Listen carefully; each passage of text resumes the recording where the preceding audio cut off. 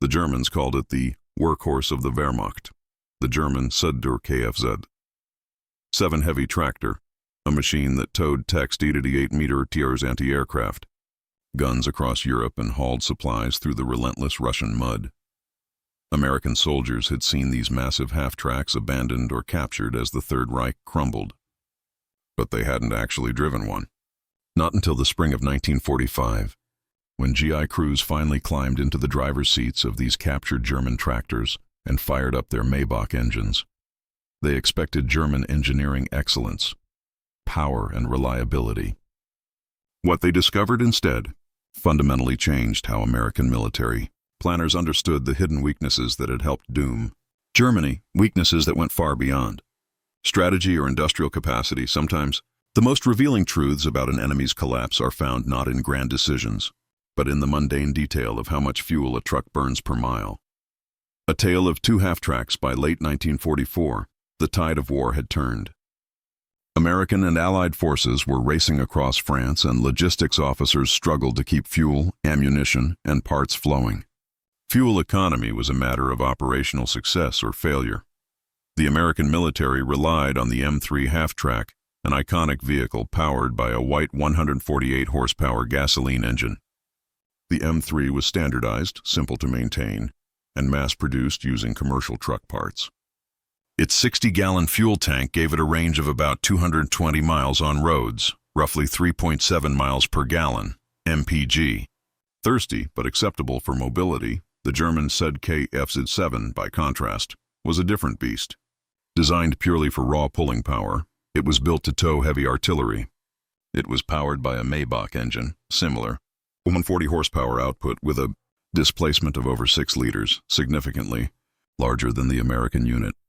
Here is where the similarity ended. German manuals claimed the Sd.Kfz.7 averaged roughly 3 mpg on flat roads. But under the brutal cross-country conditions of the Eastern Front, consumption could skyrocket. In practice, the Sd.Kfz.7 often needed refueling after less than 75 miles of travel, sometimes achieving a staggering 1.5 mpg in deep mud or snow. These fuel figures weren't a priority for American intelligence during the war. They were too focused on armor and firepower. But in the spring of 1945, as captured German equipment piled up, some enterprising American soldiers decided to find out for themselves. The eye-opening test. The story illuminates in March 1945 in the Rhineland. Supply units of the U.S. Ninth Army stumbled upon a largely intact German motor pool, abandoned likely due to lack of fuel. A young ordnance captain made a key decision: use the captured Sd.Kfz.7s to tow American artillery.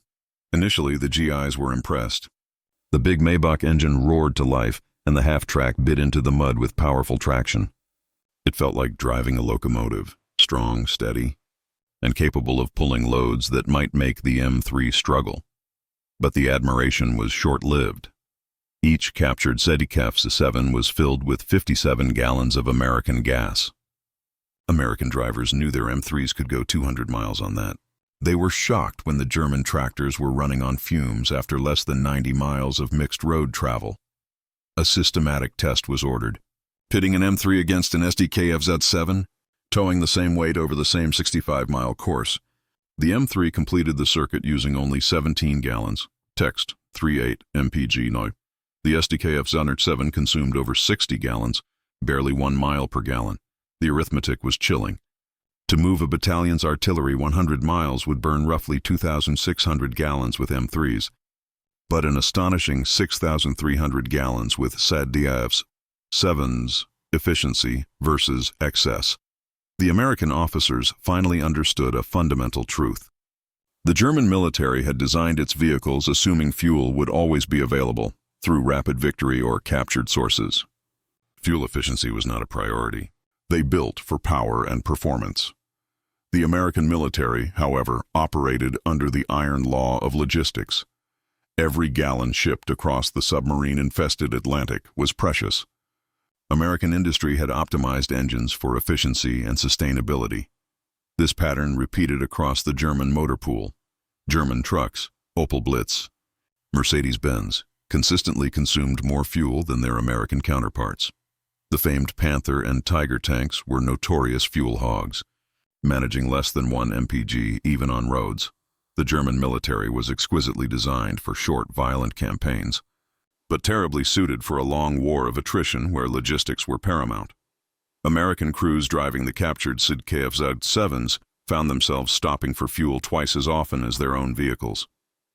They watched fuel gauges plummet, gaining a visceral understanding of why so many German vehicles had been abandoned on roadsides with empty tanks.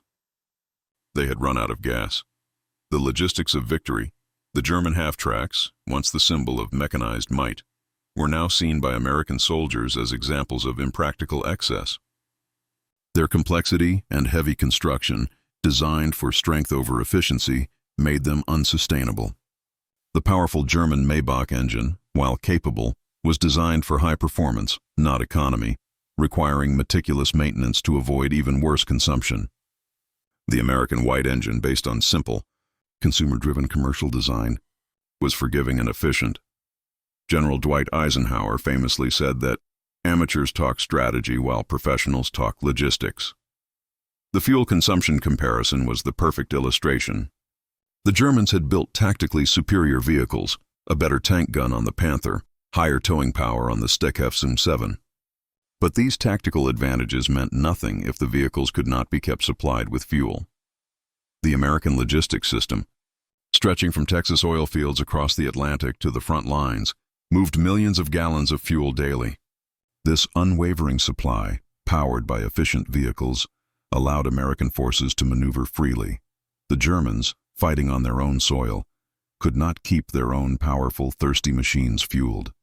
They could not maneuver to defend or retreat to survive.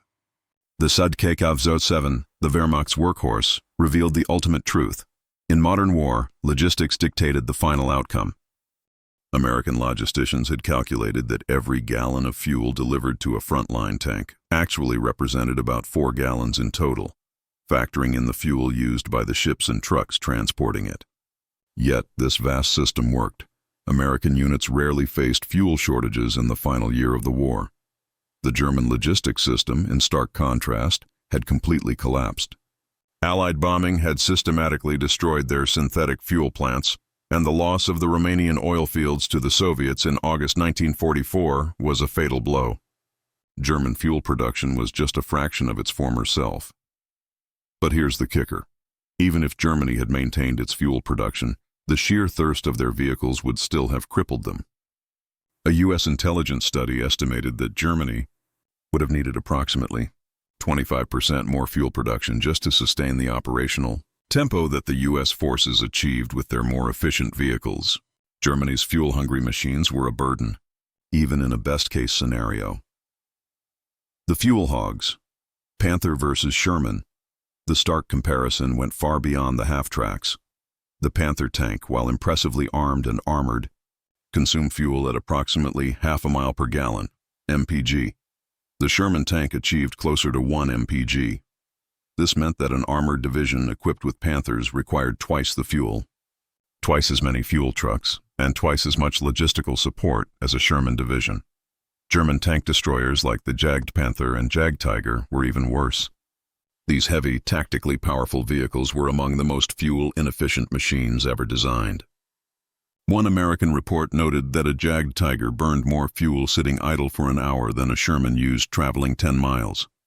American tankers who examined them were amazed Germany had even attempted to field such a liability. The Battle of the Bulge, running on fumes by April 1945. Thousands of German vehicles littered the roadsides. A significant percentage abandoned simply because they ran out of gas. The soldiers hadn't left them because they were broken, but because there was literally no fuel left to put in the tank. The Battle of the Bulge, December 1944, was the final devastating illustration of this failure. The entire German offensive was predicated on an extraordinarily risky assumption that they would capture American fuel dumps early on and use that captured fuel to sustain their advance toward Antwerp when American defenders successfully held key fuel dumps or destroyed them, like the massive explosion at Stavelot. The German offensive literally ran out of gas. Panther and Tiger tanks were found abandoned with empty tanks, just a few miles from their starting positions. Sd. Sd.Kfz.7. Towing artillery were abandoned as early as 2 days into the offensive. American intelligence officers interrogating captured soldiers heard the same story. They were ordered to advance, but stopped because they had no fuel. Artillery guns remained silent, not for lack of ammunition, but because the half-tracks needed to move them had nothing left to burn. The absurdity was not lost on the Americans. German engineering prowess had created vehicles so powerful they could not actually be used. The final lesson: sustainability wins. American soldiers walking through those battlefields saw the evidence everywhere. Powerful German vehicles, beautifully engineered yet utterly stranded. The GIs even spray-painted messages on the abandoned tanks like "out of gas" or "thanks for the memories." The Sd.Kfz.7 became a quiet symbol of this systemic failure. It could tow heavier loads and traverse worse terrain than the American M3, but it needed twice the fuel. That extra fuel consumption was not a minor detail. It was a fatal flaw. Post-war testing at Aberdeen Proving Ground confirmed what the GIs had learned. The Maybach engine in the Sd.Kfz.7 consumed approximately 30% more fuel per horsepower than the American White engine. German engineers had optimized for maximum performance and reliability. American engineers, drawing from a civilian market obsessed with cost, had optimized for efficiency and sustainability. General Eisenhower's famous quote, that amateurs talk strategy while professionals talk logistics, was proven true. The Germans had built tactically superior machines, but these advantages meant nothing when the American system, stretching from the oil wells of Texas across the Atlantic, could keep its less powerful but more efficient vehicles mobile. The Sd.Kfz.7 embodied the German belief that superior quality and performance would triumph. The M3 embodied the American belief that adequate quality combined with superior quantity and sustainability would prevail. The image of powerful German vehicles abandoned by the roadside, out of fuel, cemented a crucial lesson for American military planners for generations to come. Power without sustainability is ultimately weakness. Performance without efficiency is ultimately failure.